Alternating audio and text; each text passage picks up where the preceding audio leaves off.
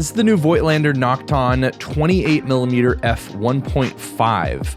And if you've ever looked at a 28mm Summilux, you will be able to tell that this is much, much, much smaller. So today we're going to compare it in size and feel to the rest of the lenses that I have currently available for the Leica M mount system. We'll go over the specs, design, all of that good stuff. And then in a future video, we'll jump into all of the rendering, image quality, and all that kind of stuff. Big thanks to CameraQuest and to Voigtlander for sending this out to check out before launch of this thing. And now this is a pre-production lens. It's definitely not final with, I don't know, coatings, whatever the case may be.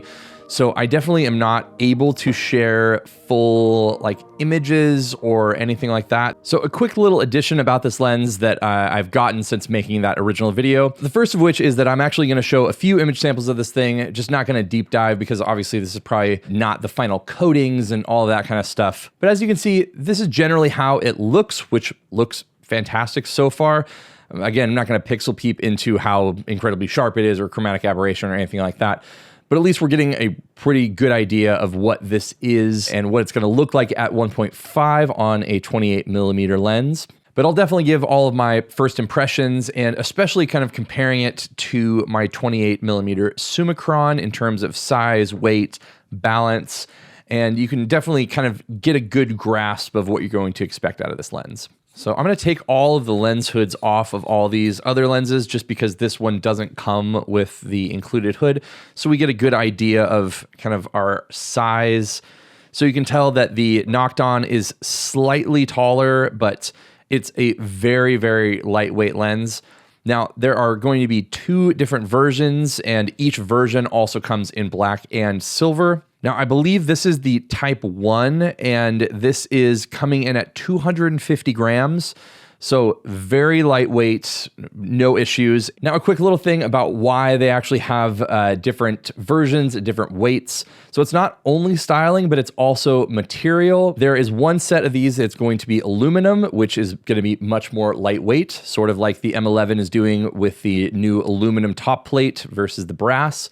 And then the other one is going to be a fully brass lens. It's going to be obviously more of like a legacy retro kind of thing there, which is going to be great, especially if you get the black paint version. But that makes a ton of sense as to why these different versions are different weights. And it's been quite a while since I've done a Leica balance test. But as you can see on my Leica M11 here, it balances perfectly.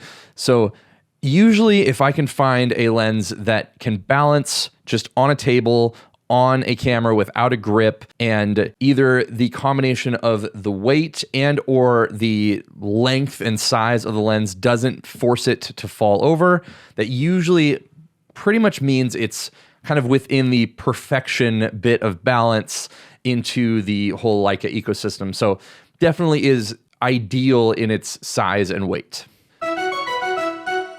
So yes, the Summicron is a little bit shorter when you take the lens hood off. Overall, they're very similar in both size and weight. But the nice thing is you're getting almost a stop more with the Nokton here. And this is something specifically that I feel like I've been missing out of my Leica kit. And while I really do love the Summicron, obviously for so many reasons, I have wanted to have something that is just a little bit faster. But most of the options are either far too expensive, like the 28 Summilux, or they've just been not exactly up to par or too large. The Summilux is enormous. So the fact that they've been able to put a 1.5 aperture into a 28mm lens into this sizing is pretty exciting for me. So we'll just do a quick kind of compare here to see where this lands within this whole setup. The 50mm here is the Summilux, but the only kind of issue with the balance there is that this is definitely the brass version, so it's really, really heavy. And you can see, at least here, I don't know how well you can see it on the screen, but it's slightly shorter than the Summilux, and you can see the Distagon here is definitely a lot taller and larger than all of these. Definitely does not pass the Leica balance test for me. But the Nokton here is somewhere kind of in between the Summilux and the Summicron. And I do find that it balances at least a lot better than my Summilux because, again, mine's the brass version. So the way this is designed as well, it has 10 elements in 8 groups. It has 2 aspherical elements, and it also looks like it has 2 extraordinary partial dispersion lenses. And this is directly off the Casino website right now. Another little bonus that does close focus to 0.5 meter instead of 0.7.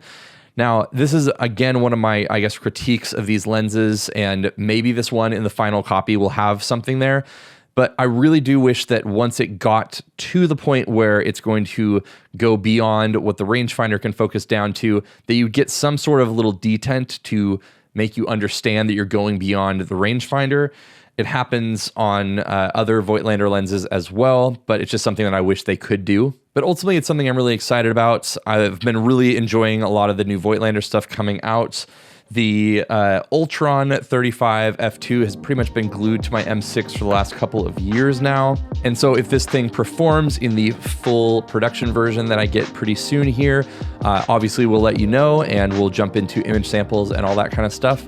But even from what I've seen out of it so far, it's definitely promising. So subscribe if you are interested in seeing more stuff like this. Give this video a like if you appreciated the content, and I will see you all on the next one.